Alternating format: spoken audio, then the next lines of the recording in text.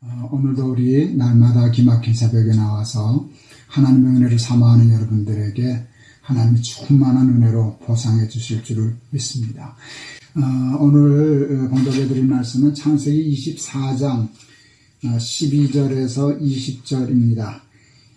처음으로 한 장을 두 번 설교하는 셈이 되겠습니다. 창세기 24장 12절에서 20절 제가 공독하겠습니다.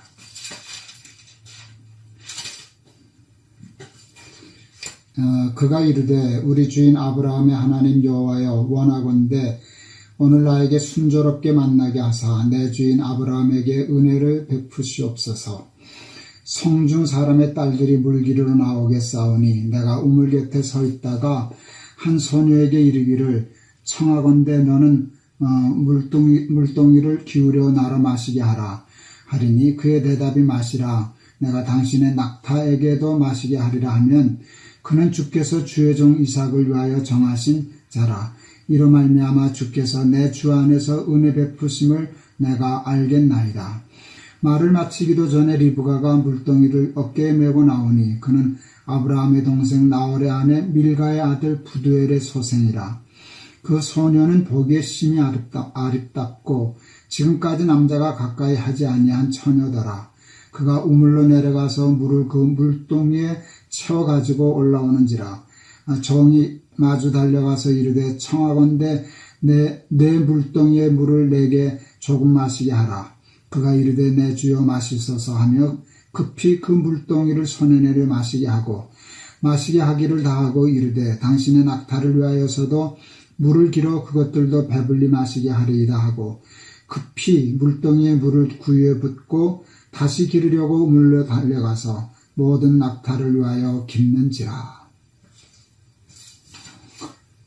성경을 읽다 보면 특정한 계층에 대한 관심과 언급이 이렇게 좀 집중되는 것을 발견할 수 있습니다. 그리고 그 대상에 대한 단어들이 참 많이 나오죠. 고아, 과부, 나그네, 외국인, 또 소자, 가난하고 병든 자, 모두 다 사회적인 약자들입니다. 왜 그럴까요? 관심이 있으시니까. 왜 관심이 있으실까요? 사랑하시니까. 자꾸 마음이 쓰이시니까 그렇습니다. 그러면 하나님은 사회적 약자만 사랑하실까요? 그렇지는 않습니다. 제가 아들 셋이 있고 손주 5이 있습니다. 누구를 제일 사랑하겠습니까? 다 똑같죠. 당연히 똑같죠. 그런데 아이들을 기르다 보면은 한 놈이 아플 때가 있습니다. 그렇게 하면 나머지 아이들은 일단 좀 밀려납니다. 그리고 온 관심과 사랑과 정성을 그 아픈 아이에게 집중합니다. 같은 이치입니다. 아프니까, 가난하니까, 외로우니까, 힘이 약하니까 하나님이 늘 마음이 쓰이시는 것입니다. 사회적인 약자에 관심을 가진다는 면에서 기독교는 사회주의적인 성격이 다분히 있습니다. 가진 자와 가지지 못한 자의 평등을 늘 강조하기 때문입니다. 그래서 기독교를 사회주의로 이해하는 분들도 있고 또 그쪽에서만 조명하려고 드시는 분들도 있습니다. 그런데 여러분, 기독교는 이 세상에 있는 사회주의와 전혀 다릅니다. 사회주의는 불평등을 평등으로 만들기 위해서 혁명이라는 방법을 씁니다. 혁명은 가지지 못한 자들이 일으키죠. 약한 자들이 일으키죠. 가난한 자들이 일으키죠. 가난한 자들이 방법이 없으니까 혁명을 통해서 가진 자들의 것을 빼앗습니다. 그리고 같이 나눕니다. 이것이 사회주의입니다. 그런 과정에서 피비린내 나는 무서운 투쟁과 갈등과 다툼과 싸움이 일어나게 됩니다. 그러나 기독교는 그렇지 않습니다. 기독교는 가지지 못한 자들의 혁명을 통해서 평등을 이루는 것이 아니라 가진 자들의 나눔과 섬김을 통해서 평등을 이루려 합니다. 그러기 위하여 하나님은 늘 가진 자들에게, 복을 가지고 있는 자들에게 늘 소명을 주십니다. 너는 복의 끝이 되면 안 돼. 네가 복의 결론이 되면 안 돼. 너는 복의 근원이 되거라. 너 때문에 다른 사람이 복을 받아야지. 복받지 못한 사람들에게 내복을 흘려보내줘. 이게 기독교의 가장 중요한 사상입니다. 세상에는 강자와 약자와 부자와 가난한 자가 있을 수밖에 없습니다. 높은 자와 낮은 자가 있을 수밖에 없습니다. 그런데 어떻게 평등이 이루어지나? 아까 말씀드린 것처럼 사회주의는 혁명을 통하여 많은 문제를 도려일으키죠. 그리고 해결되지도 않습니다. 왜냐하면 가지지 못한 자가 가진 자가 되면 그게 그겁니다. 또 가졌던 자들이 가지지 못한 자로 또 이렇게 양분화되기 때문입니다. 끊임없는 혁명과 끊임없는 피비리 나는 혼란과 전쟁이 사회주의가 유발하는 현상입니다. 혁명으로서 평등을 이루는 것이 아니라 평등은 사랑으로 이루는 것입니다. 이게 기독교의 정신입니다. 밑에서부터가 아니라 위에서부터 내려오는 것입니다. 여기에서 여러분 노블리스 오블리제라는 그런 유명한 사상과 철학이 나오게 되었습니다. 제가 전에 동안교에 있을 때 사업을 제법 크게 잘 하시는 집사님 한 분이 제 사무실에 오셨습니다. 그냥 의자에 털썩 주저앉으시더라고요. 집사님 왜 그러세요? 그랬더니 아이 망했어요. 왜요? 이번 달 장사는 참 망했어요. 왜 세금 내고 직원들 월급 줬더니 한 푼도 안 남네요. 제가 그 얘기를 듣다가 웃으면서 큰일 했구먼 그랬어요. 집사님 큰일 하신 거예요. 그때 목사님 한 푼도 안 남았다니까. 그래서 세금 냈었다면요. 세금 냈죠. 직원들 월급 줬다면요. 줬죠. 집사님 그게 큰일이지 왜 한 일이에요. 집사님 내가 모르기는 해도 사업이 힘들다니까 이문이 잘 안 남았다니까 그냥 걷어버리고 팔아서 은행에 집어넣고 은행 이자만 달달이 받고 살아도 평생 골프 치고 사는 건 문제 없죠. 이렇게 물었더니 그거야 되겠죠. 그래요. 그런데 집사님 누가 혹시 왜 집사님에게 이 힘든 사업을 계속 하느냐라고 물으면 한번 이렇게 생각하고 이렇게 대답해 보시면 어떠시겠어요? 나 이 힘든 사업 걷어치우고 은행에 집어넣고 이자만 받아도 그 당시는 연리 한 10% 정도 이자를 받을 때였으니까 꿈같은 시대였죠. 이자만 받아도 나 평생 골프 치고 살 수 있어. 그런데 내가 왜 이 사업하는지 아냐? 나 돈 벌어서 세금 내려고 그런다. 나 돈 벌어서 직원들 월급 주려고 그런다. 이 말에 이분이 완전히 정신 차렸어요. 그러더니 가만히 있어서 제가 다구쳐 물었어요. 은혜를 받으신 것 같았어요. 감동을 받으신 것 같았어요. 그래서 제가 다구쳐 물었어요. 집사님 헛일 했어? 큰일 했어? 그랬더니 제가 큰일하고 사네요. 그래서 제가 그때 집사님한테 장난쳤어요. 그럼 감사한 좀 내지? 그랬더니 정말 그렇네요. 장사에서 자기 몫의 이익은 챙기지 못했어도 그래도 열심히 장사해서 세금 내고 그러고 직원들 월급 줬다면 여러분 그게 큰 일이지 왜 헛일이겠습니까? 우리는 사업하는 목적이 오로지 자기밖에 없습니다. 자기만 아니면 다 망한 겁니다. 다 헛일한 겁니다. 나라가 돌아가게 일조하고 있는데 그리고 많은 사람 밥 먹이고 살고 있는데 그건 일로도 생각하지 않습니다. 크리스찬의 소명인데 사업하는 목적이 돈 버는 데 있는 게 아니고 돈 버는 목적이 저들에게 월급 주기 위해 돼 있는 것인데 그런 생각을 잘 하지 못하고 사는 것이 오늘 우리의 현실이라고 할 수 있습니다. 나름 좀 나이 들어가면서 제 인생에 굉장히 큰 영향을 끼친 말씀의 깨달음은 마태복음 20장 포도원 주인의 비유입니다. 제가 여러 곳에 다니면서 설교했습니다. 포도원 주인이 새벽부터 나가서 일자리를 구하러 나온 사람들에게 자기 포도원에 들여봅니다. 새벽 9시, 12시, 오후 3시, 심지어는 오후 5시까지. 그리고 오후 5시 일한 사람은 1시간밖에 일 못했는데 똑같은 품삯을 줍니다. 항해하는 하루 종일 일한 종에게 그게 내 뜻이야. 나 본래 그러려고 그랬던 거야. 그게 충동적인 행동이 아니었던 것을 그 말씀 속에서도 알 수 있습니다. 그때 제가 참 감동받았습니다. 이 사람은 우리하고 사고방식이 다르구나. 이 사람은 포도원을 위하여 일꾼을 고용한 사람이 아니라 일꾼을 고용하여 품삯 주고 싶어서 포도원을 경영한 사람 같아 보인다. 그때 제가 무릎을 탁 쳤습니다. 왜냐하면 그 비유의 말씀이 예수님이 우리들에게 하나님 나라를 설명해 주시기 위하여 하셨던 비유의 말씀이거든요. 내가 무릎을 탁 치면서 맞네. 그러면 하나님 나라네. 오늘 본문은 그 엘리에셀이 야곱의 부탁을 받아가지고 아브라함의 부탁을 받아가지고 야곱의 아내 구하러 가는 사건 아닙니까? 그런데 이제 그 고향 땅에 가서 그런데 여러분 여기서 중요한 게 뭔가 하면 엘리에셀이 가서 기도를 합니다. 어떤 여자를 찾아야 할까요? 어떤 여자를 찾아야 할까요? 할 때 참 기가 막힌 기도를 합니다. 어떻게 이런 기도를 할 수 있을까 싶습니다.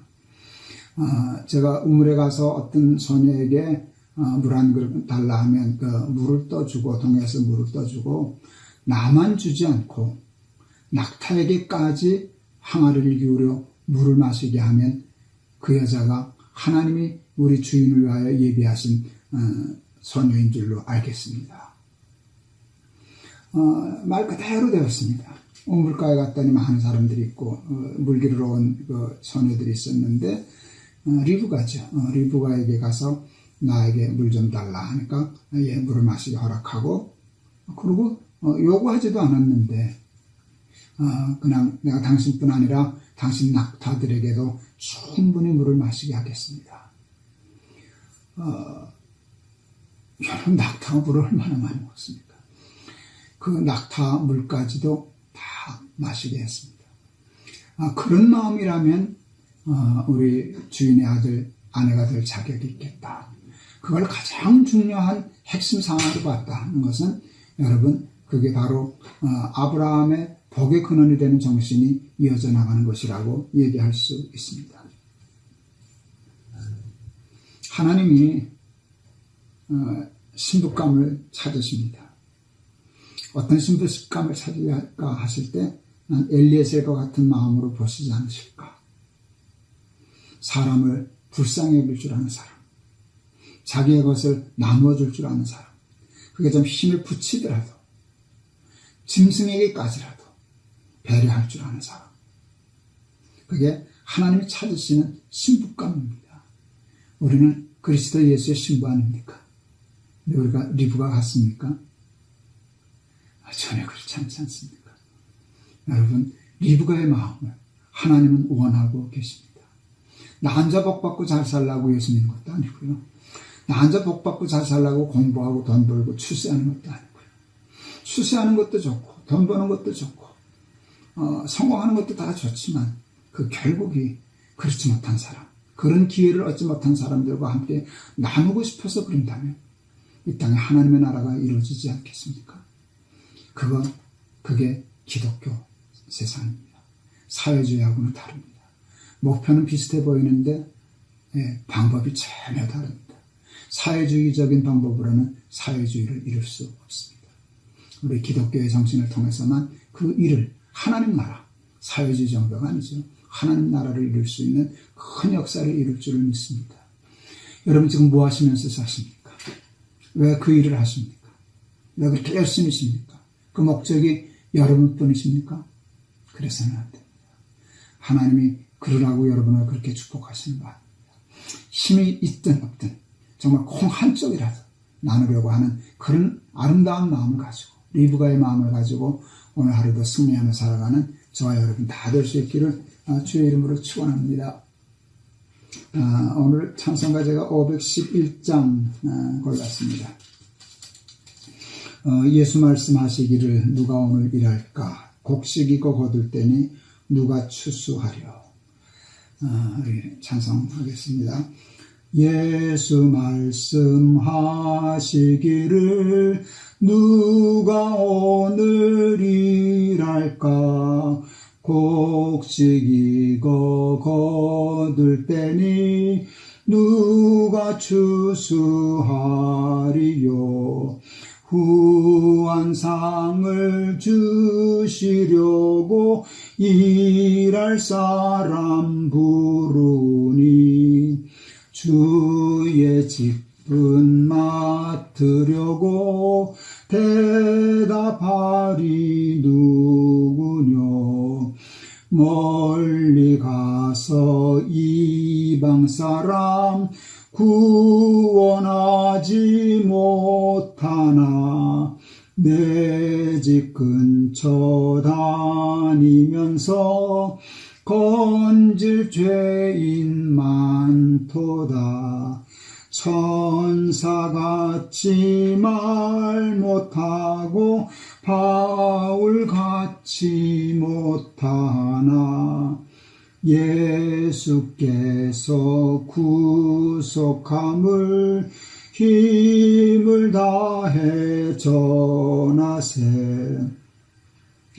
죽을 사람 구하라고 예수 너를 부르니 힘이 없어 못한다고 핑계하지 말아라 주가 주신 직분 맡아 항상 기뻐 지키고 부르실 때 대답할 말 나를 보내주소서.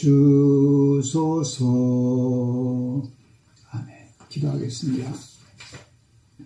하나님, 엘리에셀이 참 지혜롭습니다. 그게 하나님의 마음인 것을 엘리에셀은 알았습니다. 내 주인 아브라함을 위하여 어떤 아들 이삭을 위하여 어떤 아내를 구할까 할 때 남을 배려할 줄 아는 사람, 짐승까지도 불쌍히 여길 줄 아는 사람, 저만 먹고 마시려고 하지 않고 남도 먹고 마시게 하려고 하는 사람이면 좋겠다 해서 지혜롭게 리브가를 선택했던 것을 기억합니다. 우리는 그리스도 예수의 신부입니다. 이 말씀 속에는 하나님의 마음이 있습니다. 나도 그런 신부감을 찾는답니다. 우리는 언필칭 그리스도의 신부라고 하지만 우리는 신부 자격이 없습니다. 리브가하고 전혀 다른 삶을 살고 있기 때문입니다. 하나님 오늘 리브가를 생각했습니다. 리브가와 같은 그리스도 예수의 신부 되게 하옵소서. 세상에 많은 가난한 사람, 수고해도 먹지 못하는 사람들에게 나의 것을 조금이라도 나누어줄 줄 아는 사람, 베풀 줄 아는 사람, 흘려보낼 줄 아는 사람, 그래 포도원 주인과 같은 마음으로 살 줄 아는 사람 되게 하여 주시옵소서. 그리하여 이 땅에 사회주의가 아니라 하나님 나라를 이루며 살아가는 우리들이 되게 하여 주시옵소서.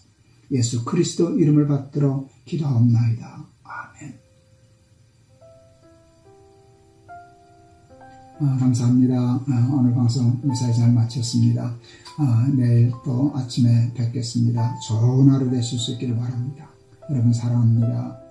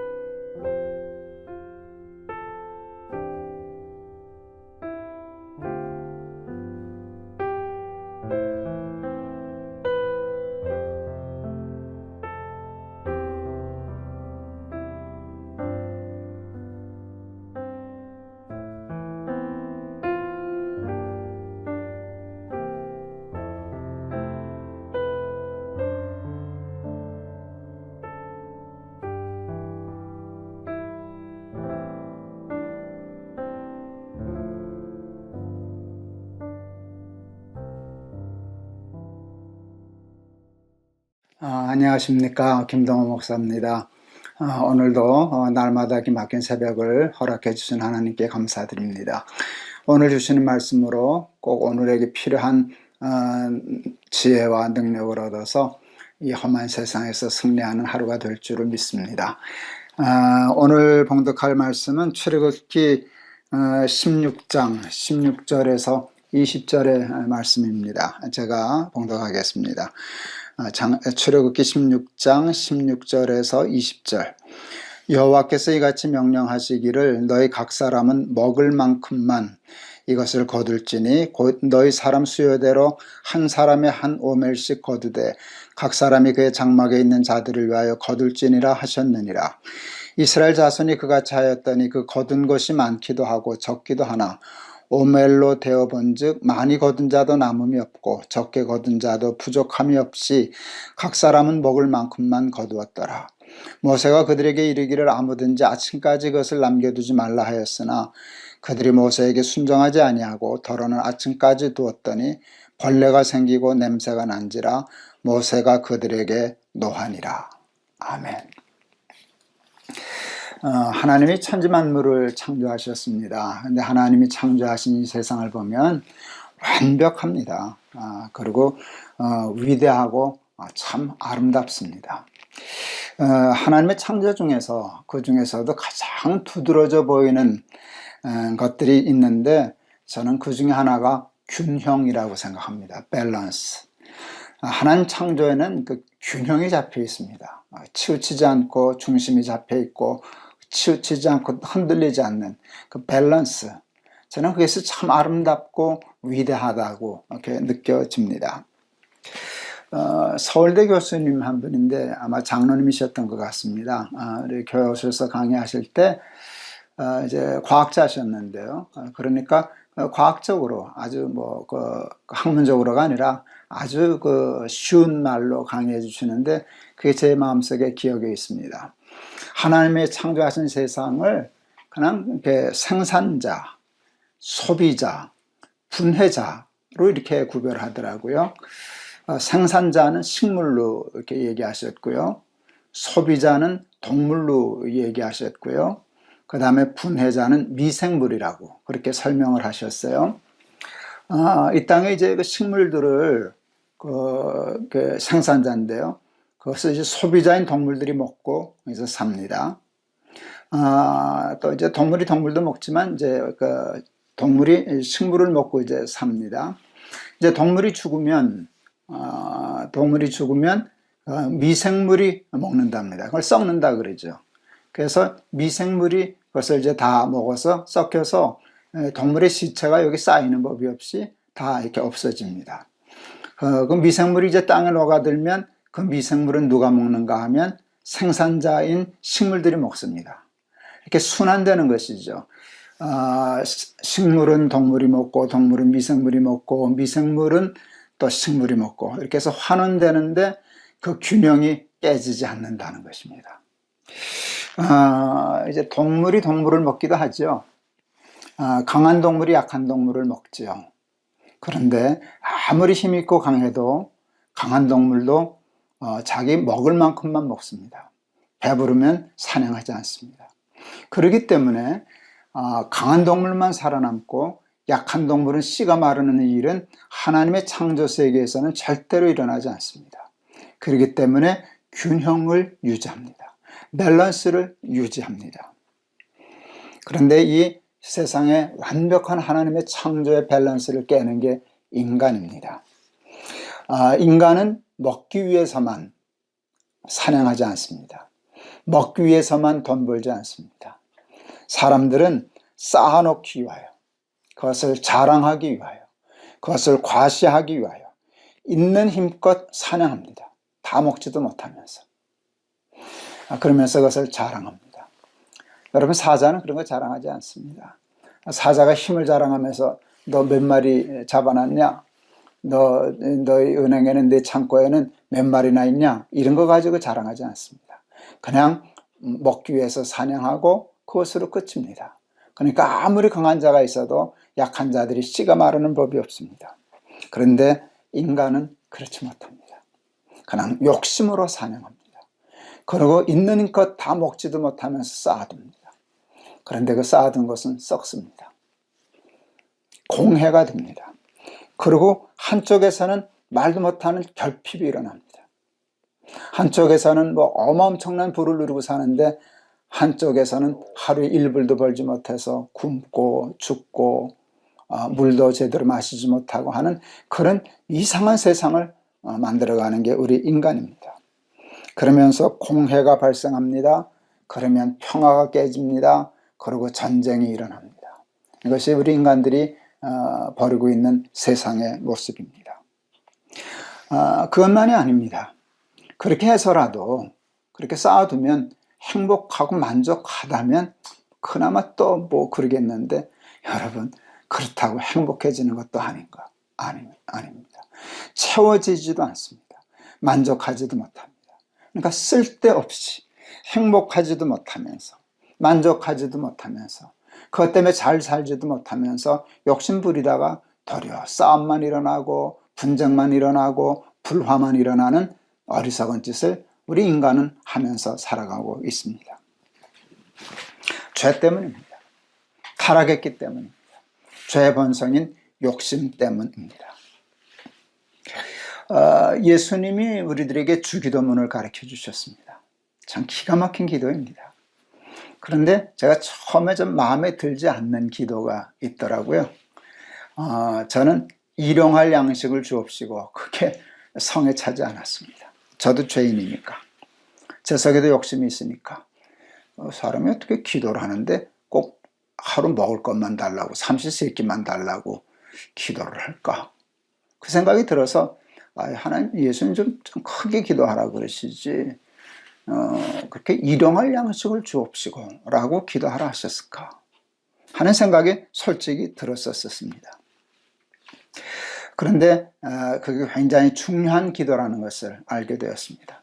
일용할 양식을 주옵시고 라고 하는 기도 속에는 일용할 양식을 정말 달라고 하는 그 내용도 포함되어 있지만 일용할 양식으로 만족할 수 있는 사람 되게 해 주시옵소서 라고 하는 기도가 숨어 있다는 것을 깨닫게 되었습니다. 왜요? 그래야만 사람은 정말 행복하고 만족하고 이 땅에서도 천국을 살 수 있겠기 때문이었습니다. 사도 바울이 참 근사한 얘기를 하지 않았습니까? 나는 부한데도 처할 줄 알아. 나는 비천한데도 처할 줄 알아.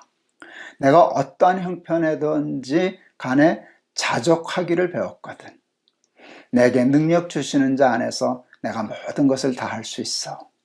참 기가 막힌 도 같은 사람의 고백입니다. 믿음의 도가 텄죠. 바울이 거기서 얘기한 건 여러분 자족입니다. 만족할 줄 아는 것. 이만큼이면 됐어요. 하나님 충분해요. 감사해요. 하는 그것입니다. 오늘 본문은 우리가 잘 아는 말씀입니다. 이스라엘 백성들이 광야에서 고기 못 먹는다고 먹을 것 같다고 원망 불평하니까 하나님이 40년 동안을 밤에는 메추라기, 낮에는 만나를 보내주셔서 40년 동안을 먹이셨습니다. 예, 하나님은 우리를 먹이시고 입히시고 기르시는 분이십니다. 우리를 창조하신 분이 우리 먹을 것 없이 우리를 내버려 두시겠습니까? 우리를 굶게 하시겠습니까? 우리를 죽게 하시겠습니까? 그래서 하나님 그러시지 않았습니까? 야, 공중나는 새를 봐라. 들의 백합화를 봐라. 저들 그렇게 욕심 부리지 않고 그래도 다 살지 않냐? 이유가 뭔지 아냐? 나 때문이야. 야, 그것들도 내가 다 챙겨서 먹이는데 하물며 너희 일까 보냐? 그렇게 말씀하셨던 하나님 아니십니까? 하나님이 만나를 주시면서 얘기합니다. 그러나 하루 먹을 만큼만 거둬라. 내일은 또 내일 새 것으로 내가 또 줄게. 그러니까 그냥 하루치만 저거 해. 안식일이 있을 때는 일하면 안 되니까 그냥 그날은 이틀치 저거 해도 돼. 그래서 사람들이 그 말씀을 지키지 않았습니다. 그래서 몰래 더 거두었습니다. 먹지도 못할 거 더 쌓아놓고 혹시 불신이죠. 그러다가 하나님이 잊으시면 어떡해. 그러다 굶으면 나만 손해지 뭐. 그래서 예배한 것이죠. 쌓아두기 시작했어요. 근데 아침에 일어나 보니까 다 썩었습니다. 벌레가 먹었습니다. 예, 그게 우리 오늘의 삶과도 같습니다. 행복은 여러분 욕심을 채울 때 생기지 않습니다. 우리가 만족하다라고 하는 말을 하는데 우리는 대부분의 만족을 채우면서 찾습니다. 내 욕심이 다 채워지면 행복할 거야, 만족할 거야. 그런데 그렇지 않습니다. 채워도 여러분 사마리아 여인처럼 마셔도 다시 가라는 게 우리의 인생입니다. 그러므로 행복과 만족을 욕심을 채우는 데서 찾는 것은 어리석은 일이고 헛된 일입니다. 여러분, 자기의 욕심을 채우는 일에 가장 1등으로 살았던 사람은 여러분 솔로몬이었습니다. 솔로몬에게는 세상 부귀와 영화와 쾌락이 강물이 연하여 바다로 흐르는 것처럼 흘러들어왔지만 채워지지 않았습니다. 그것을 통하여 행복하고 만족하고 잘 살고 싶었던 것이 헛되다는 것을 깨달아서 솔로몬은 전도서에서 헛되니 모든 것이 헛되도다 라고 고백하지 않았습니까? 행복은 욕심을 버리는 데서 생기는 것입니다. 일용할 양식에 감사하고 만족하고 하나님을 믿는 믿음 가운데 욕심 부리지 않고 의심하지 않고 하나님 내일 양식도 내일 새로 주실 거야. 공중나는 새를 먹이시는 하나님이, 백합화를 입히시는 하나님이 나를 잊으실까 하는 믿음으로 욕심을 버리고 만족하며 자족하며 어떠한 형편에서든지 감사하며 사는 것이 그리스도를 믿는 믿음에 사는 삶을 사는 사람들의 모습이라고 생각합니다. 하나님을 믿는 믿음으로 자족하는 것을 배울 수 있는 저와 여러분 되기를 바랍니다. 저도 설교는 이렇게 하지만 쉽지 않습니다. 끊임없이 도전하고 싸우고 기도하고 그러면서 조금씩 발전하는 것입니다. 오늘 이 말씀을 기억하세요. 하나님이 우리를 입히시고 먹이시고 키우셔요. 광야에서도 만나를 준비하시고 광야에서도 고기 먹이시려고 메추라기를 준비하시는데 40년을 하루도 어기지 않고 이스라엘 백성들을 입히시고 먹이신 하나님은 오늘 우리의 하나님이신 줄을 믿습니다. 그리고 작은 일에도 감사하고 욕심 부리려 하지 말고 욕심 버리려 해서 자그마한 일에도 행복하고 감사하고 그래서 항상 기뻐하고 범사가 감사한 그리스도인들의 삶을 살아나가는 저와 여러분들이 다 되실 수 있기를 주의 이름으로 축원합니다.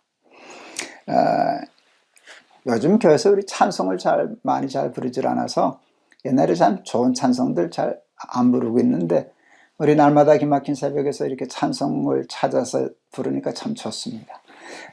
우리 오늘은 588장 공중나는 새를 보라 하는 그 찬송 한번 같이 하려고 합니다. 588장 공중나는 새를 보라 농사하지 않으며 제가 부르겠습니다. 공중나는 새를 보라 농사하지 않으며 곡식 모아 곡간안에 들인 것이 없어도 세상 주관하는 주님 새를 먹여주시니 너희 먹을 것을 위해 근심할 건 무엇냐. 들의 백합화를 보라 길쌈 수고 안 해도 솔로몬의 입은 옷도 입것만 못하였네. 아궁 속에 던질 풀도 귀히 입히시거든 사랑하는 자녀들을 입히시지 않으랴. 너희들은 세상에서 무엇 먹고 마시며 무슨 옷을 입고 살까 염려하지 말아라. 이는 이방 사람들이 간구하는 것이요 너희 하늘 아버지는 너희 쓸 것 아신다. 너는 먼저 그의 나라 그의 의를 구하면 하나님이 모든 것을 너희에게 주시리. 내일 일을 위하여서 아무 염려 말지니 내일 염려 내일 하라. 오늘 고생 족하다. 기도하시겠습니다. 하나님을 믿는 믿음의 사람들은 하나님이 우리를 사랑하셔서 우리의 먹을 것과 입을 것을 준비하시고 베푸시는 하나님이신 줄을 믿습니다. 그러므로 불안해하지 않고 욕심부리지 않고 자족할 줄 아며 항상 기뻐하고 범사 작은 일에 감사할 줄 아는 그리스도인의 삶을 살아내는 것입니다. 근데 하나님, 우리들이 말은 그렇게 하면서도 믿는다 하면서도 그렇게 살지를 못합니다. 욕심에 사로잡혀서 먹지도 못할 것에 욕심나고 쌓아두고 자랑하고 과시하고 그 쌓아둘 것을 위하여 약한 자를 침략하고 빼앗고 그러면서 살아가는 게 우리들의 모습입니다. 오늘 하나님이 이스라엘 백성들에게 만나와 메추라기를 주시면서 그날 먹을 만큼만 거둬들여라.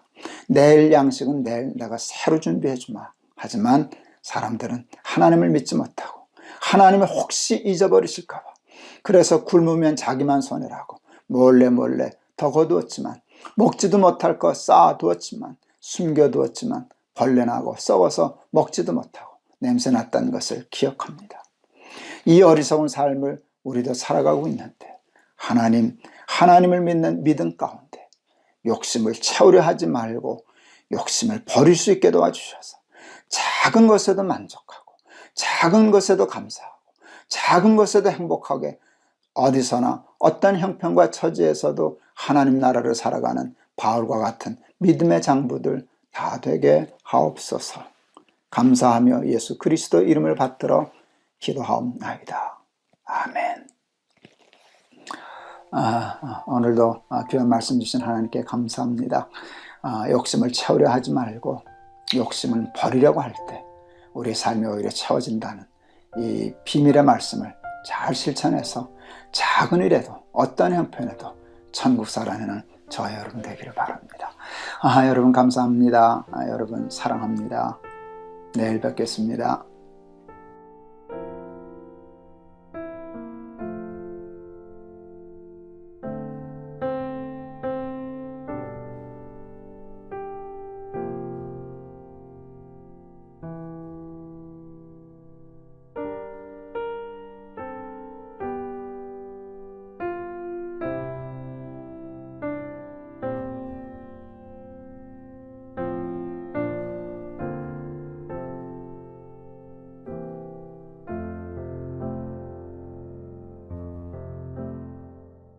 안녕하세요. 김동호 목사입니다.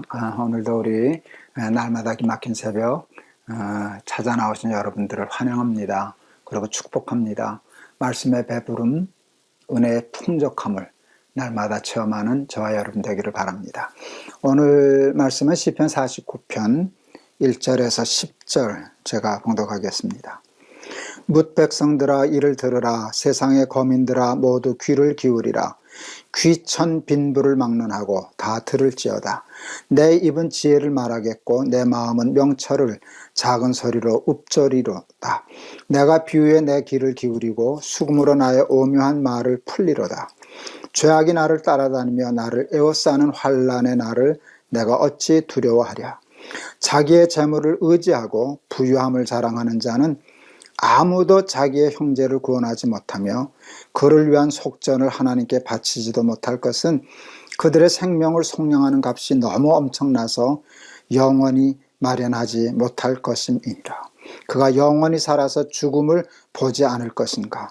그러나 그는 지혜 있는 자도 죽고 어리석고 무주한 자도 함께 망하며 그들의 재물은 남에게 남겨두고 떠나는 것을 보게 되리로다. 아멘.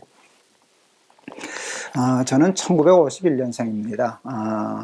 전쟁 중에 태어났습니다. 전 부산에서 태어났습니다. 피난민이었죠. 저희 부모님 고향은 이북이었기 때문에 그때 우리 한국은 세계 최빈국이었습니다. 아프리카 가난한 나라보다 우리나라가 더 가난했었습니다. 1960년, 70년 다 될 때까지도 우리나라 상당히 가난하고 어려웠었습니다. 그때는 정말 먹고 산다는 자체가 큰 일이었습니다. 제가 69년도에 고등학교 졸업하고 대학 진학에 실패했습니다. 그래서 그냥 재수 포기하고 상가 점원으로 갔었습니다. 세운 상가. 그때 제가 처음 받았던 월급은 10,000원이었습니다. 사실은 7,000원이었죠. 뭐 수습이라고 한 몇 달은 7,000원 주다가 정식 봉급으로 받은 게 10,000원이었습니다. 그때는 10,000원 안 줘도 얼마든지 고용할 사람들이 많았습니다. 그냥 재워주고 먹여주고 1년에 옷 한두 벌 명절에 주고 그 명절에 고향 다녀오라고 용돈 몇 푼 주면 쓸 수 있는 사람들이 많았어요. 그때는 그 식모라 그랬죠. 가정부 두고 살 때인데 월급 없는 집 많았습니다. 그때 그 아이들 그렇게 보내면서 하는 말이 입 하나 던다. 그 하나만 양식을 저거 해도 살만하니까 입 하나 던다라는 그런 시절이었죠. 실제로 새벽 아침이 되면 깡통 들고 밥 얻으러 다니는 거지들이 있던 때였습니다. 제가 65년도에 처음 저희 집을 샀었는데요. 그때 집값은 50만 원이었습니다. 그런 때를 우리가 지나서 여기까지 오게 되었습니다. 그때를 생각하면 우리 한국은 또 저도 마찬가지인데요. 어마어마한 부자가 되었습니다. 제가 지금 살고 있는 집 아파트를 계산해 보니까 그때 65년도에 샀던 우리 집에 1,000배가 넘습니다. 1,000몇백 배가 되더라고요. 여러분, 자기 당대에 재산이 1,000몇백 배가 는 나라 사람이 어디 있겠습니까? 물론 아직도 가난하고 경제적으로 어려운 분들이 계시지만 그래도 지금의 가난은 그때의 가난과 성질이 좀 다릅니다. 제가 초등학교 다닐 때, 그때는 국민학교죠. 생활환경조사서라는 게 있었어요. 거기에 제 기억납니다. 얘가 어떤 형편에서 학교 다니나를 알아보기 위한 것이었는데요. 설문에 중에 라디오 있냐, 선풍기 있냐, 뭐 텔레비전 있냐, 뭐 냉장고 있냐 이런 거 물어보았었어요. 여러분 그때 뭐 있었으면 부자 소리 들었을까요? 아무거나 하나 있었으면 부자였어요. 텔레비전은 동네 한 대 있었고요. 냉장고 있는 집, 그 여름에 얼음 깨서 그거는 엄청난 부자였죠. 전화 있는 집이 부자였으니까. 전화도 몇 대 없었을 때입니다. 지금은 뭐 있으면 부자일까요? 지금은 자가용 있으면 부자지 이 소리도 못합니다. 그 자가용이 뭔가를 봐야지 그냥 굴러만 다니는 자동차 얼마 몇 푼 안 하거든요. 그러니까 지금 자가용 있다고 부자 소리를 함부로 못할 만큼 우리나라 경제가 성장했습니다. 사람들은 돈 많은 사람을 잘 사는 사람이라고 얘기합니다. 그거는 돈이 우리를 잘 살게 할 것이라고 하는 믿음에서 아주 확신이죠. 생겨난 말입니다. 돈 좋죠. 그렇게 옛날에 못하던 거 하고 사니까 좀 좋던데요. 지금 저희 집에는 텔레비전도 있고 전화도 있고요.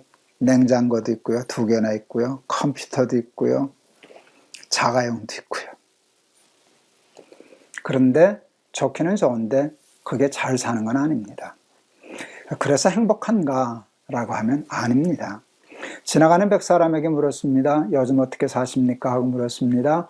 뭐라고 대답하는 사람이 많았을까요? 그럭저럭 삽니다. 마지못해 삽니다. 세 번째 나올 대답은 죽지 못해 삽니다. 일 겁니다. 여러분, 사는 게 기뻐요. 행복해요. 라고 대답할 사람이 100명 중에 한두 명 혹 있을까요? 쉽지 않습니다. 여러분, 이것은 집 한 채에 50만 원 하던 65년대 때나 지금 그보다 1000배나 높은 그런 집, 겨울에도 추위 걱정 안 하고 이렇게 사는, 자가용 두고 사는, 지금 사는 사람에게나 물어봐도 답은 별반 다르지 않습니다. 왜 그런가 하는 생각을 하게 되었어요. 그리고 오늘 시편 49편이 우리가 읽은 말씀이 지금 바로 그 말씀을 얘기하고 있는 거예요. 6절. 제가 읽어드릴게요. 6절. 자기의 재물을 의지하고 부유함을 자랑하는 자는, 우리 지금 자랑할 만하게 됐잖아요. 1000배나 더 부자가 되었는데요. 옛날에는 꿈도 못 꾸던 삶을 살고 있는데요. 자랑할 만한데요. 그런데 아무도 자기의 형제를 구원하지 못하며 그를 위한 속전을 하나님께도 바치지 못할 것은 그들의 생명을 속량하는 값이 너무 엄청나서 영원히 마련하지 못할 것임이니라. 이렇게 돈이 많아지고 그랬는데도 왜 행복하지 않은가를 생각해 봤어요. 그게 복음 때문이라는 걸 알게 되었어요. 복음 중에 복음은 하나님이 저와 여러분을 사랑하신다는 거고요.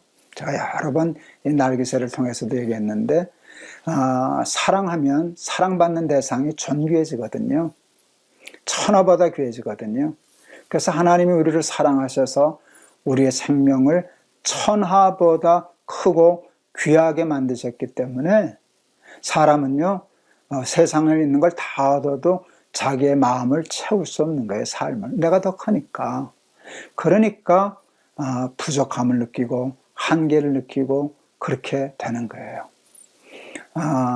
오늘 그래서 이 성경이 바로 그 말씀을 하시네요. 그들의 생명을 속량하는 값이, 사람의 생명의 값이 너무 크기 때문에, 엄청나서, 여기 엄청나다는 말을 썼어요. 너무 엄청나서 영원히 마련하지 못할 것입니다. 다시 말하면 돈으로는, 세상에 있는 것으로는 우리를 채우지 못해요. 속량하지 못해요. 구원 얻지 못해요. 행복하지 못해요. 잘 살지 못해요. 이것을 사람들이 알지 못해요. 이것을 사람들이 알지 못해요. 그냥 돈은 우리의 생활은 변화시킬 수 있지만 여러분, 우리의 삶의 변화를 가져오는 것이 절대로 아니에요. 이것은 아무리 가르쳐줘도 사람은 참 깨닫지를 못해요. 그래서 20절에, 우리 오늘 읽지 못했지만 20절에 이렇게 말씀하시네. 하나님이 너무 안타까우셔서 존귀하나 깨닫지 못하는 사람은 멸망하는 짐승 같도다. 제가 그 결혼 주례를 참 젊어서부터 많이 했었어요. 결혼 주례를 했는데 우리 아들 결혼 주례를 제가 해야 되겠다를 생각한 적이 있었어요. 우리 친구 목사님, 아버님이 목사님이셨는데 자기 동생, 남동생 결혼 주례를 아버지가 해주셨는데 너무 좋더라 하는 얘기를 듣고 정말 아버지가 자식 주례하는 것이 축복이겠구나 하는 감동을 받아서 우리 새 아들 내가 주례해야지, 그런 생각했던 적이 있었습니다. 어느 날 이제 결혼 주례를 하는데 신랑 신부가 들어오는데요. 제가 상상했어요. 저 아들 며느리, 저 신랑 신부가 내 아들 며느리라면 내가 앞으로 10년 후든 얼마 후에든지 결혼 주례할 거니까 상상했는데 가슴이 이렇게 뜨거워지더라고요. 코가 찡하고 눈물이 핑 돌고. 그래서 그때 알았어요. 우리 아들 결혼 주례할 때 내가 주례사 길게 못하겠구나. 주례사가 짧아야 되겠구나. 그 주례사가 정말 짧아도 다시 덧붙일 말이 없는 완벽한 주례사가 뭘까? 그랬을 때 하나님이 금방 저한테 그 말을 주셨어요. 제가 우리 아들 며느리를 위하여 준비한 주례사는요, 예수 잘 믿는 사람이 되라. 그거였어요. 그 한마디만 하고 주례사 끝내도 문제 없겠다 하는 생각을 했었어요. 영락교회 중동부 교사 결혼 주례를 제가 했는데요. 아주 믿음이 좋은 친구들이었어요. 저하고 뭐 나이 차가 그렇게 많은 것도 아니었는데 정말 내 아들 며느리 같다라고 하는 마음이 생길 만큼 믿음이 참 좋아서 갑자기 주례를 하다가 우리 아들 며느리 주례사를 해줄까 하는 생각이 들었어요. 근데 아깝더라고요. 그 먼저 해주면 우리 아들 며느리 주례사가 중고품 되니까. 근데 하나님이 하나님의 말씀이 중고품이 되냐? 그냥 해줘라 하는 마음이 있어서 제가 그 친구들에게 그 자처지경을 설명하고 내 아들 며느리를 위하여 준비한 주례사라는 말을 설명하고 내 아들 며느리를 축복하는 진심으로 축복하는 건데 예수 잘 믿는 사람이 되시라고. 참 감동적인 걸 경험했어요. 충격을 받더라고요. 그 단순한 말에 그 신랑 신부가 충격을 받더니 멍해지더니요. 그 다음에 눈물이 핑 돌더니요. 그 다음에 아멘 하더라고요. 참 큰 감동. 그 말을 그렇게 은혜를 받는 모습을 보니까 너무 감동이 되었어요. 성경책을 올려놓고 저들의 오른손을 올려놓고 제가 축복하는데 그때 제 마음이 너무 은혜를 받았기 때문에 축복이 마치 기름 위에 떨어지는 불 위에 떨어지는 기름 같더라고요. 불 붙는 것 같더라고요. 제가 축복하다가 감동되어서 울었어요. 여러분 제가 울었는데 신랑 신부 안 울었겠습니까? 신랑 울어서 눈 시뻘개지고 신부 울어서 눈 시커매지고 그랬죠. 온 하객들이 큰 감동을 받았습니다. 제가 그때 너무 욕심나서 그래서 하나님 우리 아들 결혼식 때도 이 분위기여야 합니다. 저는 50만 원짜리 집에서 사는 것보다 1000배나 비싼 집에서 사는 게 좋습니다. 자가용 타고 다니는 게 저는 좋으네요. 근데 압니다. 그것으로 내 생명을 속량할 수는 없습니다. 그것으로 편히 살 수는 있어도 부자로 살 수는 있어도 잘 살 수는 없습니다. 잘 사는 길은 하나님을 믿는 믿음 안에만 있습니다. 저는 우리 아들도 뭐 부자 되면 좋겠죠. 그런데 예수 잘 믿는 사람이 되면 좋겠다 하는 마음의 소원이 있는데요. 하나님이 그 기도를 들어주셨어요. 우리 아들 셋들 다 예수 잘 믿습니다. 진짜로 믿습니다. 그러면 됐죠. 그러면 됐죠. 넉넉하면 넉넉한 대로 잘 살 거고 넉넉하지 못해도 우리 아들들 며느리들 잘 살 겁니다. 행복하게 하나님 나라 잘 살 겁니다. 여러분 부유함 자랑하지 말고요. 세상에 그 별것 아닌 그거 자랑하지 말고요. 그거 의지하지 말고요. 하나님 의지하고 하나님께 생명과 삶의 소원을 두고 예수 잘 믿는 사람들이 되어서 항상 기뻐하고 항상 감사하는 천국의 삶, 정말 잘 사는 삶 사는 저와 여러분들 다 되실 수 있기를 주의 이름으로 축원합니다. 357장 날마다 기막힌 새벽에서 제가 몇 번 불렀을 겁니다. 주 믿는 사람 일어나 다 힘을 합하여 이 세상 모든 마귀를 다쳐서 멸하세. 후렴이 좋아요. 믿음이 이기네, 믿음이 이기네, 주 예수를 믿음이 온 세상 이기네. 제가 찬송하겠습니다. 주 믿는 사람 일어나 다 힘을 합하여 이 세상 모든 마귀를 다쳐서 멸하세. 저 앞에 오는 적군을 다 싸워 이겨라.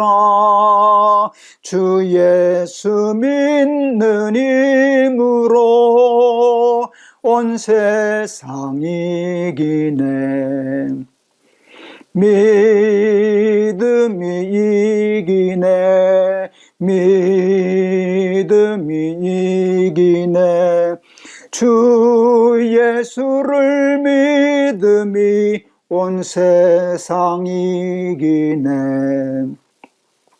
온 인류 마귀 괴율로 큰 죄에 빠지니 진리로 띠를 띠고서 늘 기도 드리세. 참 믿고 의지하여서 겁없이 나갈 때 주 예수 믿는 힘으로 온 세상 이기네. 믿음이 이기네. 믿음이 이기네.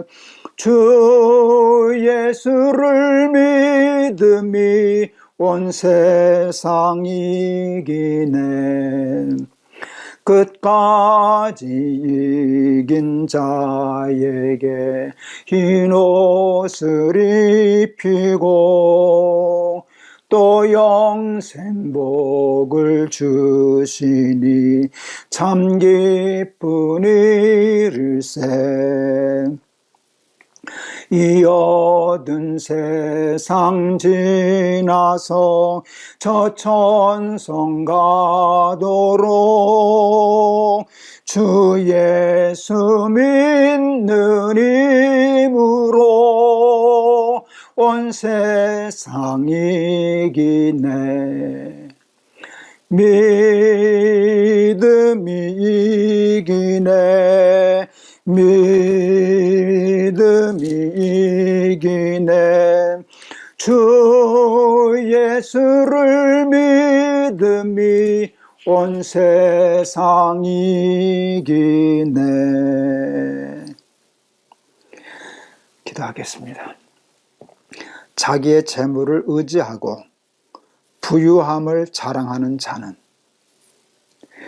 아무도 자기의 형제를 구원하지 못하며 그를 위한 속전을 하나님께 바치지도 못할 것은 그들의 생명을 속량하는 값이 너무 엄청나서 영원히 마련하지 못할 것임이니라. 돈으로는 하나님 나라 못 갑니다. 인간의 지혜와 재능으로 절대로 하나님 나라 끄트마리도 마련할 수 없습니다. 오직 의인은 믿음으로 말미암아 삽니다. 하나님, 우리 날마다 기막힌 새벽 사랑하는 우리 식구들에게 믿음의 부요함을 주시옵소서. 세상에서 예수 제일 잘 믿는 사람들이 되게 하여 주시옵소서. 그러므로 세상이 주지 못하는 참 기쁨, 참 평안, 하나님 나라의 축복을 이 땅에서도 누리며 살게 하여 주시옵소서. 예수 그리스도 이름을 받들어 기도하옵나이다. 아멘. 세상 너무 욕심내지 마시고요. 또 좀 얻었다고 자랑하지 마시고요. 없다고 별거 다니고요. 있다고 별거 아닙니다. 그냥 있으면 감사합니다 하고 살면 되고요. 없으면 하나님 괜찮습니다. 하나님 저에게 믿음 주셨잖아요 하고 믿음으로 가난함과 부함을 다 극복하고 잘 사는 우리 날마다 기막힌 새벽 우리 사랑하는 친구들 되시기를 바랍니다. 여러분 감사합니다. 여러분 오늘도 말씀으로 승리하세요. 믿음으로 승리하세요. 여러분 사랑합니다.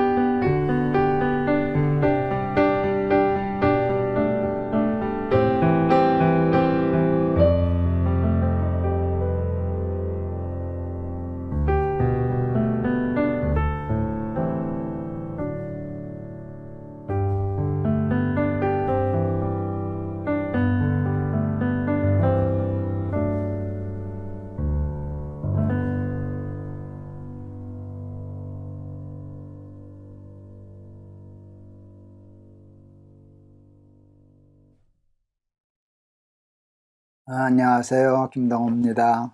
오늘도 우리 날마다기 맡긴 새벽 허락하신 하나님께 감사드립니다. 하나님께서 오늘 우리에게 주신 말씀은 요한복음 8장 31절과 32절 두 절 말씀입니다.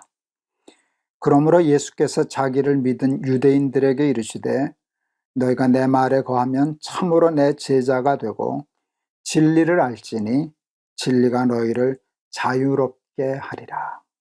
아멘.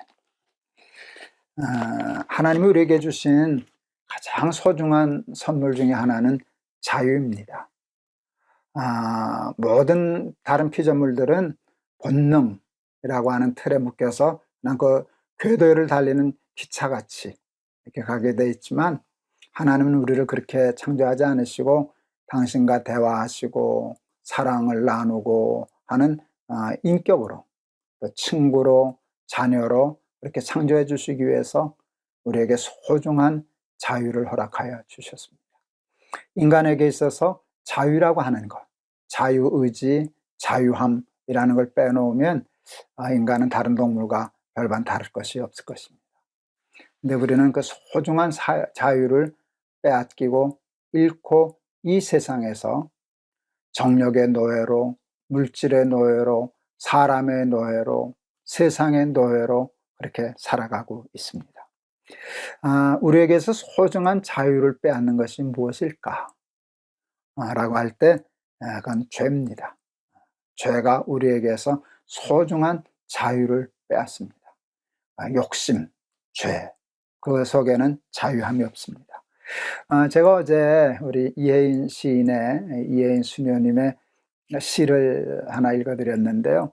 오늘도 그분의 시를 한 편 더 읽어드리고 싶어요. 오랜만에 그분의 시를 인용하니까 정말 벌써 몇 년입니까? 40년도 넘었네요. 지금 보니까 40년도 넘었을 때, 청년 때 이렇게 푹 빠져서 읽던 그분의 시가 생각나서 또 한 편을 찾았습니다. 큰 소리로 말씀치 않으셔도 라고 하는 그런 연작시인데요. 꽤 긴 시인데 그 중에서 한 세 이렇게 세 묶음 정도를 제가 한번 오늘 읽어드리려고 합니다. 조금 길지만 이렇게 들으시면 참 좋으실 것입니다. 이게 넘어갔어요. 큰 소리로 말씀치 않으셔도 들려옵니다. 나의 자그마한 안뜰에 남몰래 돋아나는 향기로운 풀잎. 당신의 말씀, 그 말씀 아니시면 어떻게 이 먼 바다를 저 갈 수 있겠습니까?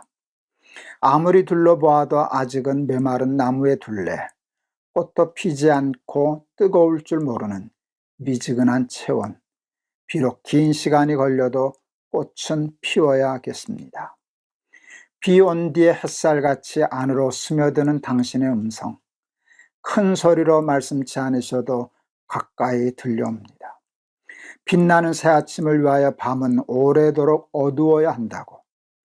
아직도 잠시 빛이 있을 동안에 나는 끔찍히 이 세월을 아껴 써야 한다고.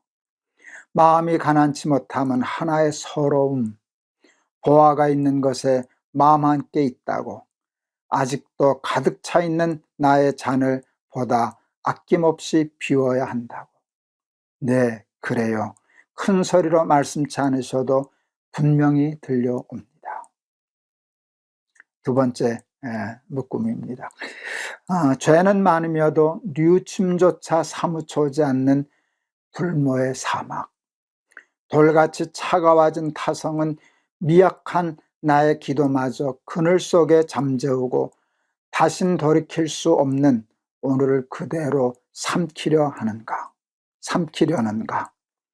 어느새 뿌리를 내린 이기의 습관은 소중한 나의 자유를 노예로 만들었더니 시간마다 오열하여 가슴을 뜯는 소리. 종을 치세요, 종을 치세요. 한 방울의 겸허한 눈물로 답답한 이 가슴을 적실 때까지 용기 내어 울자. 사막의 뜨거운 모래밭을 걷기로 하자. 세 번째 묶음입니다. 창문을 열면 수면에 잠긴 채로 오색 영롱한 항구의 불빛, 오늘 또 하루 날은 저물었습니다.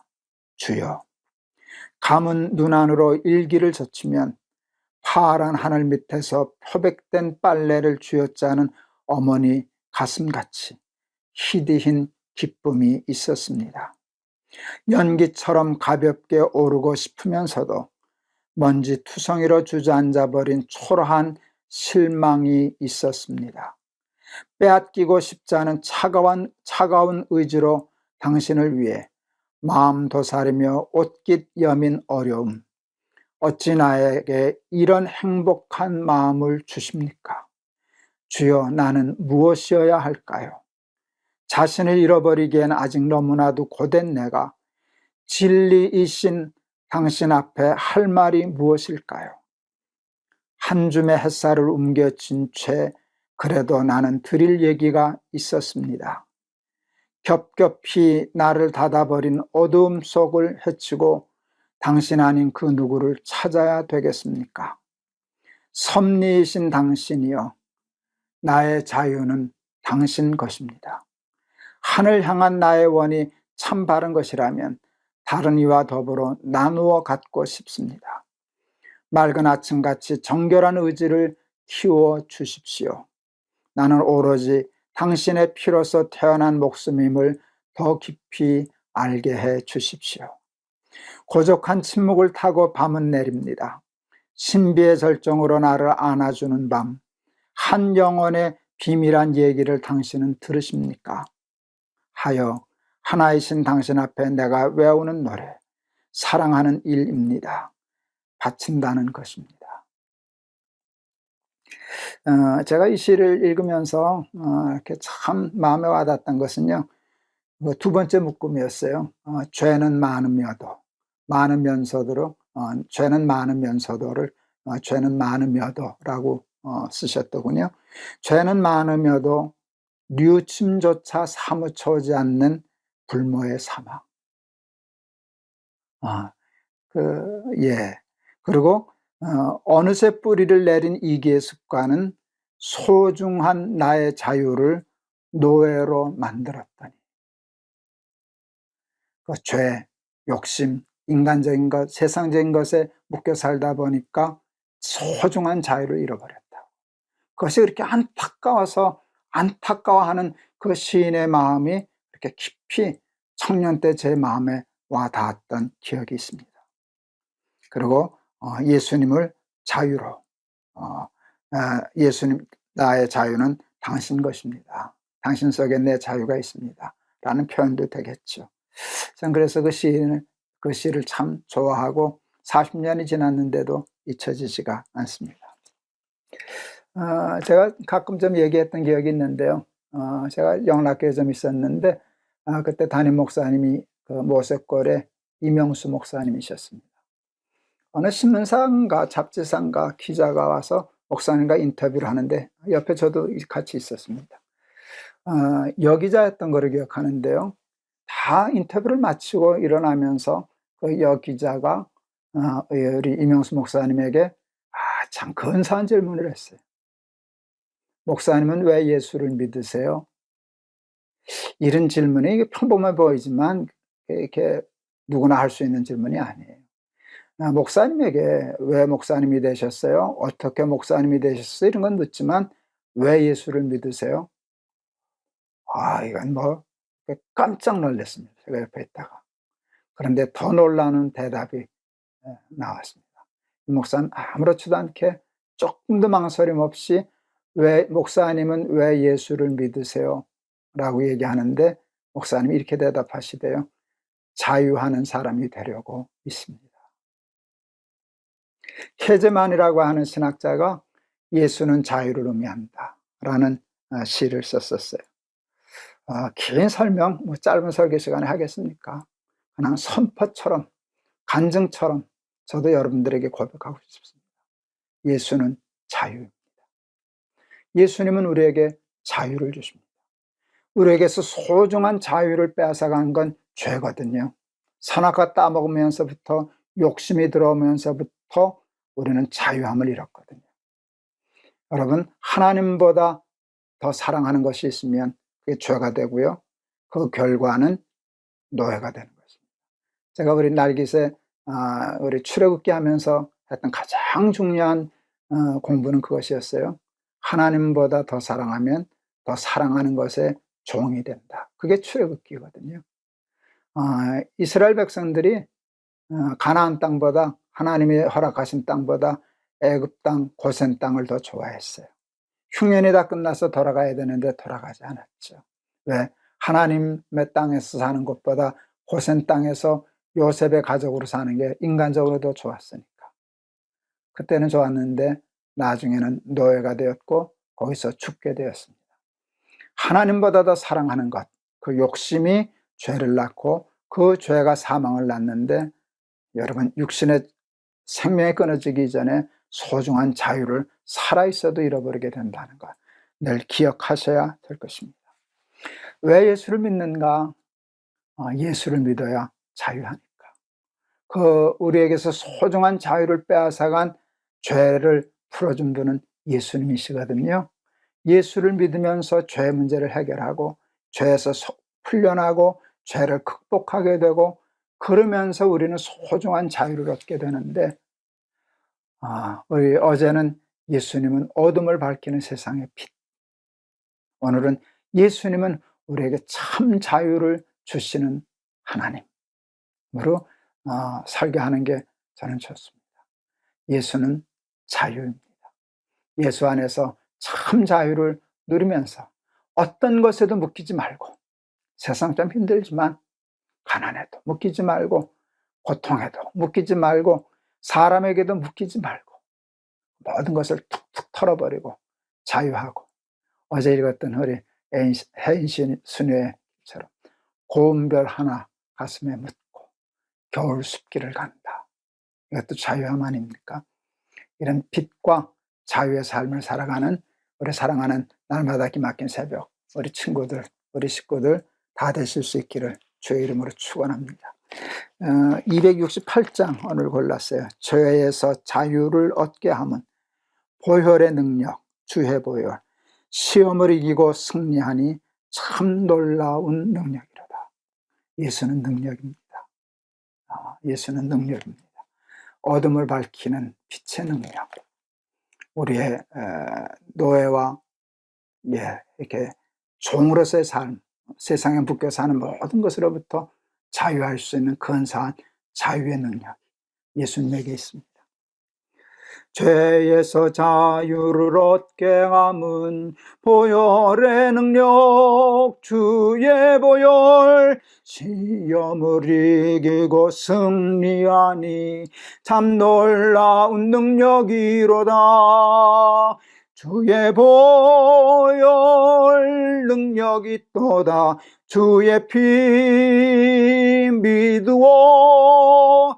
주의 보혈 그 어린 양의 매우 귀중한 피로다. 육체의 정욕을 이기림은 보혈의 능력, 주의 보혈, 정결한 마음을 얻게 하니 참 놀라운 능력이로다. 주의 보혈 능력이 또다. 주의 피 믿으오. 주의 보혈 그 어린 양의 매우 귀중한 피로다. 눈보다 더 이게 맑히는 것 보혈의 능력, 주의 보혈 부정한 모든 것 맑히시니 참 놀라운 능력이로다. 주의 보혈 능력이 또다. 주의 피 믿으오. 주의 보혈 그 어린 양의 매우 귀중한 피로다. 구주의 복음을 전할 제목 보혈의 능력, 주의 보혈 날마다 나에게 찬송 주님. 참 놀라운 능력이로다. 주의 보혈 능력이 있도다. 주의 피 믿으오. 주의 보혈 그 어린 양의 매우 귀중한 피로다. 아멘. 기도하겠습니다. 어느새 뿌리를 내린 이기의 습관은 소중한 나의 자유를 노예로 만들었더니 시간마다 오열하여 가슴을 뜯는 소리. 아직도 기억에 선명합니다. 근 50년이 다 되어오는 시인의 시가 준 감동과 충격을 아직도 잊을 수 없습니다. 이기적인 욕심 때문에 소중한 자유를 잃어버린 것 안타까워하면서 가슴을 뜯는다는 그 마음이 깊이 기억에 남았습니다. 세상의 욕심 때문에, 죄 때문에 우리는 소중한 자유를 잃어버리고 인간다운 생명의 가치를 누리지 못하면서 살아가고 있습니다. 왜 예수를 믿느냐 하는 참 기막힌 물음에 자유하기 위해서 예수를 믿는다 하였던 선배 목사님의 명언, 명답도 귀에 생생합니다. 예수는 자유를 의미한다. 예수를 믿음으로 모든 세상의 어두움을 빛으로 물리치고 모든 구속과 결박과 옥죄임을 풀어버리고 겨울 숲길을 가는 것과 같은 삶이지만 고운 별 하나 가슴에 묻고 나는 겨울 숲길은 간다, 갈 수 있다 한 자유함, 당당함, 그 삶의 능력을 우리도 누리게 하옵소서. 우리 날마다 기막힌 새벽 우리 사랑하는 가족들에게 그 능력을 허락하여 주시옵소서. 예수 그리스도 이름을 받들어 기도하옵나이다. 아멘. 어제 오늘 설교는 참 욕심나는 설교였습니다. 한 일주일씩 다듬어서 했었으면 참 좋았을 텐데 너무 좋은 말씀이고 귀한 말씀이기 때문에 이렇게 쉽게 툭툭 해서 끝나는 설교가 너무 저는 아쉽습니다. 그래도 성령님께서 부족한 것에 버릇떡 같은 메시지를 통해서라도 하나님께서 여러분들에게 성령의 감동으로 잘 메시지가 전달되었을 것이라고 생각합니다. 여러분 듣기만 하지 마시고요. 어제 오늘의 말씀으로 어두웠던 삶이 밝아지시기를 바랍니다. 여러분 옥죄어서 노예처럼 종처럼 기죽고 살던 삶에서 자유함을 얻어서 자유인으로 당당하게 승리하는 삶의 표적이 증거가 여러분의 삶 속에 역사하고 나타나실 수 있기를 바랍니다. 여러분 감사합니다. 여러분 승리하세요.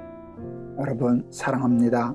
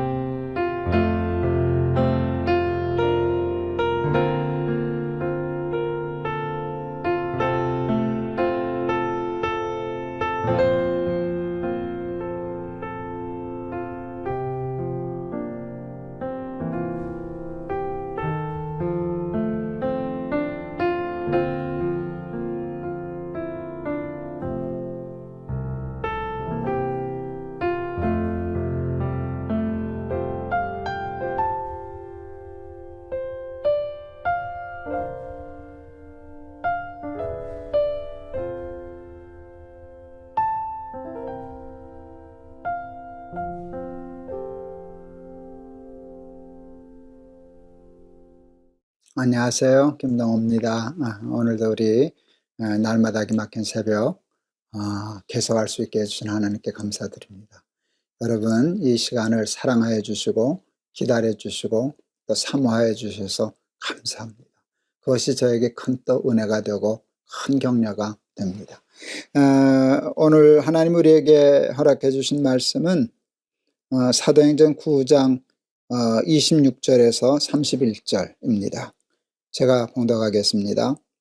사울이 예루살렘에 가서 제자들을 사귀고자 하나 다 두려워하여 그가 제자됨을 믿지 아니하니 바나바가 데리고 사도들에게 가서 그가 길에서 어떻게 주를 보았는지와 주께서 그에게 말씀하신 일과 다메섹에서 그가 어떻게 예수의 이름으로 담대히 말하였는지를 전하니라. 사울이 제자들과 함께 있어 예루살렘에 출입하며 또 주 예수의 이름으로 담대히 말하고 헬라파 유대인들과 함께 말하며 변론하니 그 사람들이 죽이려고 힘쓰거늘 형제들이 알고 가이사라로 데리고 내려가서 다소로 보내니라. 아멘. 사울은 우리가 아는 것처럼 초대교회의 가장 위험한 인물이었습니다. 가장 적대적인 사람이었고요. 가장 피해를 많이 끼친 사람이기도 했죠. 스데반이 돌에 맞아 죽을 때 옷을 맡아줄 정도로 열심히 했으니까 예수 믿는 사람들은, 교인들은 사울을 얼마나 두려워했겠습니까?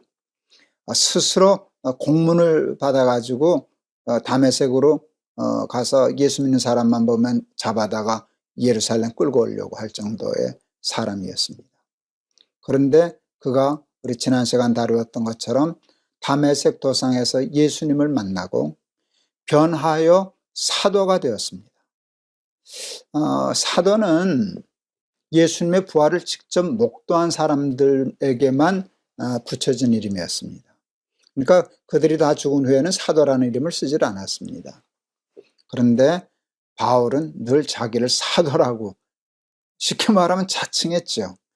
명예 때문이 아닙니다. 사도가 되고 싶어서. 사도된 나 바울은, 이런 표현을 많이 쓰지 않습니까? 그런데 제자들도 사도들도 그것을 막지 않았어요. 인정해 주었기 때문이라고 생각합니다. 그만큼 바울은 하나님 나라를 위하여, 초대교회를 위하여 크게 일한 사도 중에 사도가 되었습니다. 지난 시간에도 얘기했지만 사도행전을 바울행전이라 그래도 큰 무리가 없다고 할 만큼 사도행전의 대부분을 바울의 행전으로, 행한 일로 기록하게 되었습니다. 여러분, 그가 사도로서의 삶을 살 수 있었던 중요한 이유가 있습니다. 아무리 사울이 변했으면 무슨 상관이 있습니까? 그가 아무리 충성되면 뭐합니까? 초대교회 제자들과 교인들이 바울을 받아주지 않았으면, 받아주지 않을 만한 이유는 있지 않습니까? 그가 과거에 행한 일들이 너무나 자명하기 때문에, 무슨 일을 한 사람인지 알기 때문에 저 사람 믿을 수 없어 하고 안 받아줬으면 교회에서 바울의 자리와 역할은 없었을 겁니다. 그러니까 바울이 충성한 것도 중요한데, 여러분, 초대교회 제자들과 교인들이 바울의 회심을 믿고 받아주었다는 것이 굉장히 중요한 요인입니다. 그랬기 때문에 바울이 바울의 일을 할 수 있었죠. 그런데 그 바울을 받아주도록 한데 아주 적극적인 역할을 한 사람이 있습니다. 여러분, 바나바입니다. 많은 사람, 제자들도 믿지 않고 교인들도 의심할 때 바나바가 나서서 바울을 변호해 줍니다. 예수님 만났다고, 이제 다른 사람이라고, 그러니까 우리가 받아줘서 함께 사역하자고 바나바가 추천합니다. 놀라운 일은 그냥 바나바가 말하니까 제자들도 믿고 교인들도 믿었습니다. 저는 이 바나바가 부러웠어요. 바나바는 그만큼 교인들에게 신뢰를 받고 인정을 받는 지도자였어요. 바나바를 위로 권위자라 그랬잖아요. 그렇죠? 권위가 있었, 권면하고 위로하는 사람이었고요. 또 다른 의미에서도 권위가 있는 사람이었어요. 진짜로 그랬어요. 그러니까 바나바가 얘기하니까 바나바 선생님이 그렇게 하면 그건 맞아. 그리고 사울을 받아줬습니다. 우리도 열심히 살아서, 정직하게 살아서, 진실하게 살아서 하나님과 사람에게 신뢰를 얻는 그런 사람이 되면 좋겠다 하는 생각을 깊이 했습니다. 바나바, 오늘은 이제 바나바 얘기를 하려고 이 얘기를 준비했습니다. 바나바가 되면 좋겠다 하는 생각을 많이 했어요. 여러분, 바나바는 첫 번째 보니까 자기 밭을 팔아 사도들의 발 앞에 갖다 두었죠. 자기 재산을 팔아서 자기를 드러내지 않고 헌신, 주를 위하여 자신의 삶을 온전히 다 헌신하는 일에 1등 가는 사람이었습니다. 하나님을 위해서는 아낌이 없는 사람이었습니다. 그런데 바나바의 위대함과 훌륭함은 재산을 팔아 사도들의 발 앞에 갖다 두는 데에서 끝나지 않고 그보다 더 훌륭한 것이 있는데 그걸 자기의 이름을 드러내지 않고 사도들의 발 앞에 갖다 놓고 자기는 빠졌다는 것. 바나바에게서 발견되는 것은요, 자기 부인이에요. 자기를 드러내려고 하지 않는 것이에요. 교만하지 않는 것이에요. 자랑하지 않는 거예요. 거기에 힘이 있었어요. 그러니까 하나님도 인정하시고 제자들도 인정하고 교인들도 인정해서 그가 욕심내지 않았는데 도리어 욕심내는 것보다 더 큰 존경을 받고 인정을 받는 그런 권위자가 되었어요. 그 다음에 또 하나 바나바 생각하면 제가 나도 바나바 같았으면 좋겠다, 같으면 좋겠다 하는 생각을 하는 부분이 있어요. 이제 앞으로 우리가 이제 사도행전에서 다룰 텐데요. 만일 다루게 되면 또 반복할 겁니다. 반복할 겁니다. 이게 뭔가 하면 이제 초대교회 안디옥 교회가 있잖아요. 안디옥 교회에서 사람들이 정말 그리스도인이라는 이름을 최초로 얻게 되었고요. 그리고 안디옥 교회는 아직도 작은 교회였는데 자기 교회도 다 이렇게 자리 잡기 이전에 선교사를 파송한 교회입니다. 선교사를 파송할 때 자기 교회에 꼭 있어야 할 사람을 파송했습니다. 그게 바나바와 바울이었죠. 여러분, 그 당시에 바나바와 바울의 역할이 얼마나 영향력이 컸어요? 여러분, 그 두 사람만 있었으면 안디옥 교회는 대형 교회가 됐었을지도 몰라요. 요즘 말로 얘기하면. 그런데 안디옥 교회는 그 욕심 부리지 않았어요. 자기 교회에 가장 필요하고 소중한 두 사람을 선교사로 파송해요. 그래서 이제 바나바와 바울이 다니는데 성경은요, 최초에 바나바와 바울을 얘기할 때 바나바와 바울이라는 이름을 써요. 두 사람을 얘기할 때 이름의 순서가 그 위상과 역할을 하잖아요. 그러니까 바나바가 먼저고 바울은 바나바를 돕는 협력자로서 출발하는 거예요. 근데 그게 당연하잖아요. 초대교회 때 바나바의 위상과 그 존재감을 생각하면 바나바와 바울이 맞아요. 그래서 성경은 그렇게 기록했어요. 근데 어느 순간에 그냥 바뀌어요. 바울과 바나바 같이 다니는데 바울의 이름이 먼저 거론되기 시작했어요. 그러니까 다시 말하면 바울이 바나바를 모든 면에서 추월하기 시작해서 이제는 바울이 주연이 되고 바나바가 조연이 되었어요. 제가 생각해 봤어요. 나였다면 어떻게 됐을까? 내가 쉽게 말하면 담임 목사고 우리 부목사님하고 같이 다니는데 그래서 사람들이 다 나를 주목하다가 어느 순간에 우리 부목사가 저에서 사람들이 나는 안 쳐다보고 우리 부목사 쫓아다니고 그런다라고 하면 그를 앞세워 놓고 이제는 쉽게 말하면 자네가 담임 목사 해, 내가 부목사 할게. 이게 되겠나? 바나바는 그게 됐네요. 바울과 바나바 하는 일에 아무런 문제가 없었어요. 사람을 키울 줄 알고 세울 줄 알고 자기를 뒤로 물릴 줄 아는 참 신앙적인 사람이었다라는 걸 알게 되었습니다. 제가 이제 은퇴를 몇 년 앞두고 이 바나바에게서 배운 거예요. 그게 뭔지 아세요? 내 사역은 앞으로 거푸집 사역이어야 하겠다. 제가 거푸집이라는 얘기 이제 날개 있어서 가끔 했는데, 세멘트 콘크리트 할 때 이렇게 틀 짜는 것이죠. 여러분, 그 틀하고 세멘트가 굳으면 틀은 떼어서 버리잖아요. 나도 시멘트 역할을 하는 때가 있었어요. 교회를 위해서. 근데 이제 나이가 들었어요. 그렇게 하면 다음 세대가, 우리 후배가, 내 제자들이 그 역할을 해야죠. 나는 그 역할을 돕는 거푸집이 돼야죠. 그 거푸집 사역을 해야 되겠다 하는 것이 바로 바나바 사역이었어요. 그는 흥하여야 하겠고 나는 쇠하여야 하리라. 어느 순간에 바나바와 바울이었지만, 내가 앞서 있었지만, 어느 순간에 후배들이 앞서가려고 할 때 그걸 막아주지 않고 인정해주고 길을 열어주고 도와주고, 하나님이 바울도 칭찬 많이 하셨겠지만 초대교회 바나바는 정말 훌륭한 사람이었습니다. 저도 젊어서 한참 일할 때 바울처럼 그렇게 훌륭하지는 못하지만 바울처럼 앞장서서 일하는 때가 있지 않았겠습니까? 근데 이제 70이 넘었습니다. 이제는 바울이 되면 안 됩니다. 이제 저는 바나바 돼야 돼요. 그래서 뒤로 숨고 후배들을 앞세우고 그를 뒷받침하고 울타리 되어주고 필요하면 떼어버리고, 그런 사람이 된다면 사람들은 혹 몰라줘도 하나님은 것을 아시고 칭찬하여 주시고 인정하여 주시고 너 참 잘했다 그러시지 않으시겠습니까? 여러분, 그와 같은 일이 신약에서 바나바에게서 보여주고요, 구약에서 제가 늘 얘기하는 모세가 그러지 않았습니까?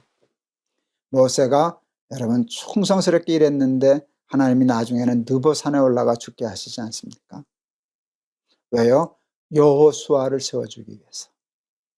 근데 모세는 불평하지 않고 원망하지 않고 기쁘게 그 일을 받아들이고 자기는 느보산을 올라가면서 물러나면서 깨끗이 손 끊으면서 여호수아를 축복하던 모습, 그게 얼마나 큰 위대한 선지자의 모습으로 제게 다가왔는지 모릅니다.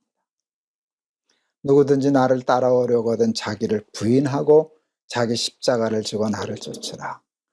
제일 힘든 게 자기를 부인하는 것 같아요. 나보다 남을 더 낮게 여기고 인정하고 그 길을 열어주는 거 쉽지 않은 것 같은데, 우리 사랑하는 날기세 가족 여러분, 바나바 같은 사람 되실 수 있기를 바랍니다. 여러분, 영화에는 주연도 중요하지만 조연도 중요하지 않습니까? 저도 주연하던 때가 있었죠. 근사한 조연 잘하다가 하나님 나라에 가고 싶습니다. 여러분, 조연의 상도 클 줄을 믿습니다. 바나바 같은 사람 될 수 있기를 주의 이름으로 축원합니다. 오늘 찬송은 212장 여러 번 불렀던 찬송입니다. 전 그것을 진정한 겸손이라고 생각했습니다.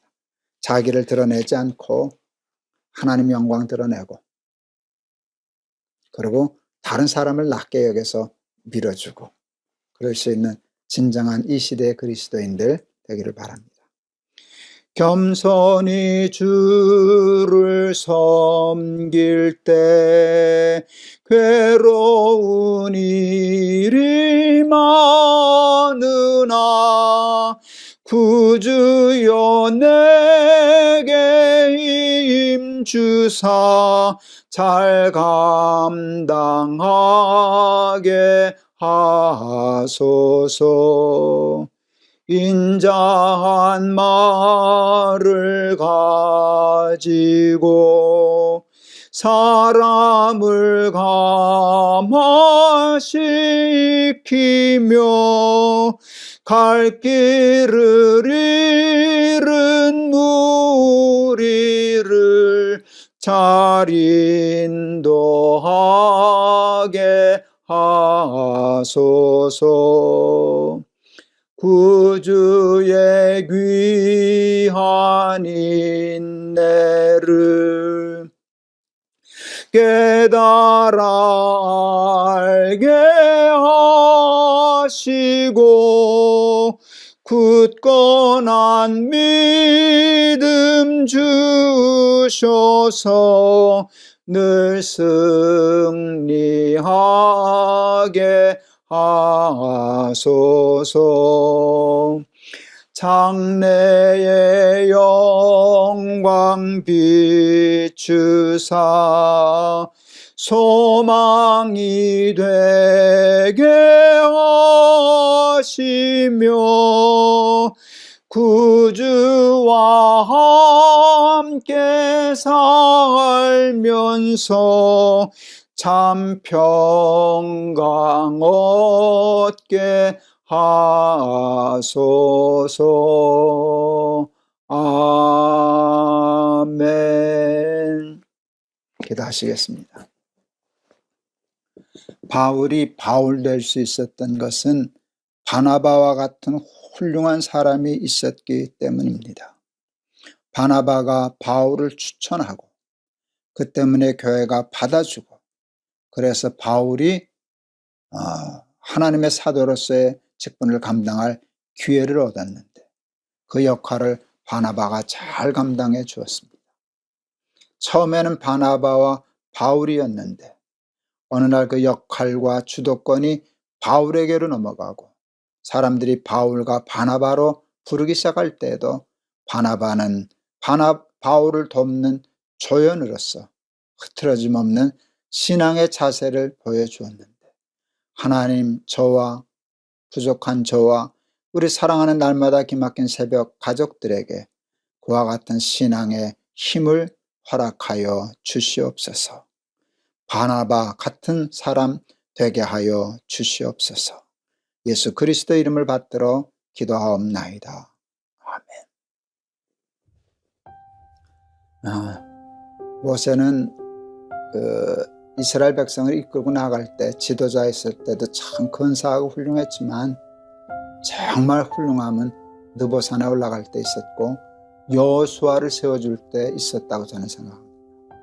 바나바의 위대함도 사람들에게 숨겨져 있지만 바울과 바나바 거기에 아무런 흔들림 없이 바나바를 돕는 조연 역할을 할 때 바나바의 더 위대함이 있었다고 생각합니다. 우리는 늘 주연만 하려고 그러지 않아요. 그런데 나보다 남을 더 낮게 여기는 것을 그리스도 예수의 마음이라고 바울은 또 표현하지 않았습니까? 우리 그런 마음 가지고 세상과 교회와 하나님을 섬겨나가는 우리 저와 여러분 되시기를 바랍니다. 여러분 감사합니다. 여러분 사랑합니다.